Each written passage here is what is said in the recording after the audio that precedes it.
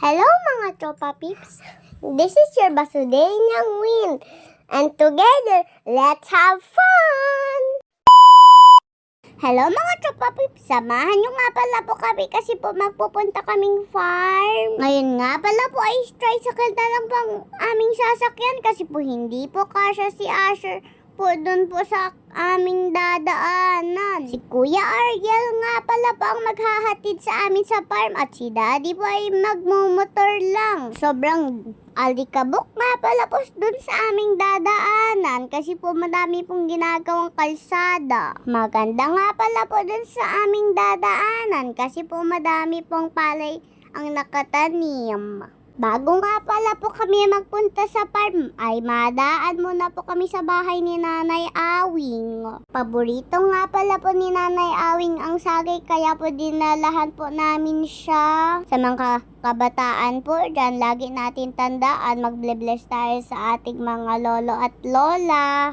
Ugaliin nga pala po natin maging magalang sa lahat ng oras. Kita nyo nga pala po dyan at ako ay naglalagay na po ng aking magic boots aka mahiwagang boots ay mahiwagang boots yarn. Pagdating nga pala po namin at ito si Moana sobrang ready at sobrang happy at sobrang excited masyado. Fast forward at ayan na po kami sa kubo. Diba ang bilis po, diba? Nung umalis nga pala po kami sa bahay, hindi pa po kami nag-aalmusal kaya po dito na po kami maalmusal. Magtitipon-tipon nga pala po kami dyan. Happy Family Day ba? Ganon. Basta po kompleto ang pamilya, happy tayo.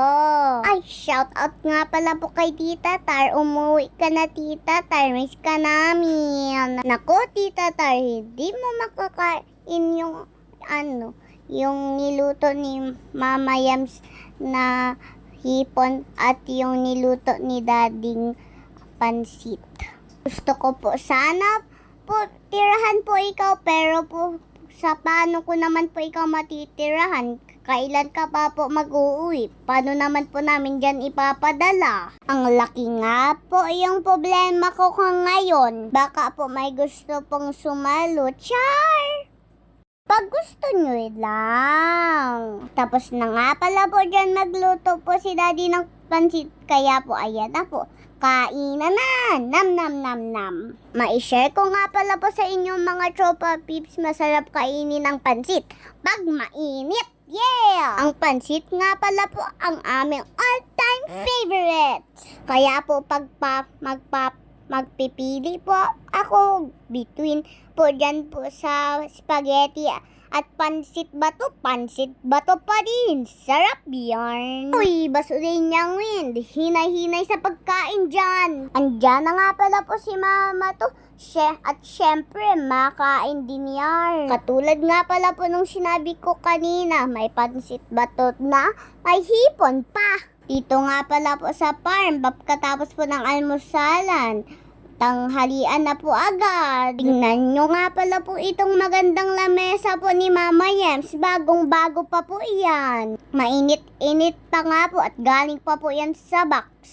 Baka po may gusto po magbili po niyan. Order lang po kayo dyan. Hanapin nyo nga pala po sa TikTok shop ang Basudenyang Family. At andun po ang pinapa-order ni Mama Yems. Sakto nga po habang naghihintay po kami ng lunch na ay nagbabalat na po si Mama to ng pineapple. Tingnan nyo po dyan, maganda yung pagbalat. May pinya na nga pala po at may watermelon pa. Syempre may hipon, may isda at may adobo rin. Ayan na nga po at ready na po ang ating pagkain. Kaya nga pala po tayo magpapasalamat kay Lord kasi po ang dami ng blessing po sa atin sa buhay natin. Bago nga po pala po tayo magkain, talaga po dapat po mag-pray tayo. Huwag niyo po kakalimutan magpasalamat kay Lord. Kasi lahat ng blessing ay nagmumula sa Kanya.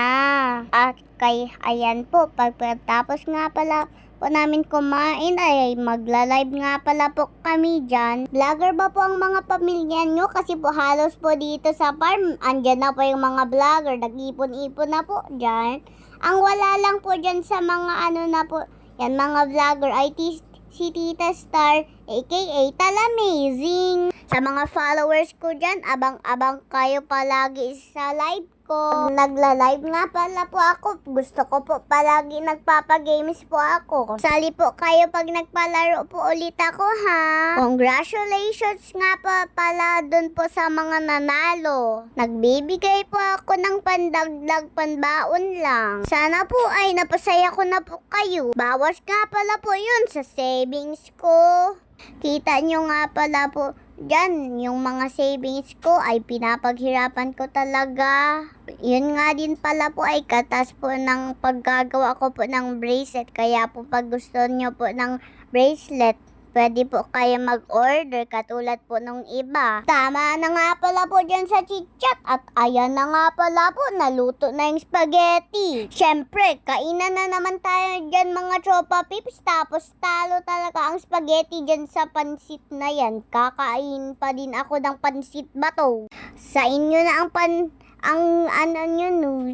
sa inyo na ang spaghetti nyo, basta sa akin pansit ba to? Masaya na ako. Hindi nga pala po kami nagmalay ng oras at hapon na po agad. It's time to go home na. Ay, Englisher yarn. Pag nasa farm nga talaga po, ay parang ang bilis nga talaga po nung araw. Kaalmusal nga pala po. Tanghalian agad, sunod merienda, tapos uwian na agad. Ang bilis dyan sa farm. Pero kahit ganun, paborito ko pa din magpunta dito palagi basta po may kalaro. Char! Glad magpalaki ka agad para may kalaro ako.